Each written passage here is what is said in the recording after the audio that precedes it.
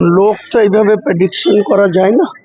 লোককে তো আমরা যতটা সংখ্য বেশি লোক আসে সেটাই আমাদের লক্ষ্য ছিল।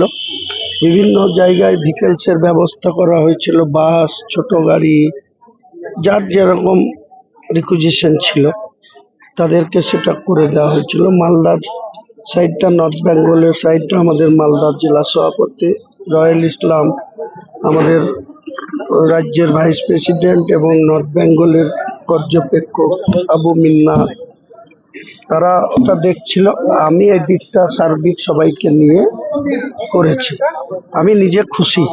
আজকের দিনে আমার চ্যালেঞ্জ থাকলো যে মানুষের জমায়েতটা হয়েছে, শাসক দলের ক্ষমতা নাই এই জমায়েত করে এরকম জায়গায় মিটিং করে। তাদের কতটুকু কি করার ক্ষমতা আছে আমার সব জানা আছে। কাজেই আমরা যে লোকদের আশা ছিল সেই লোক অবশ্যই হয়েছে।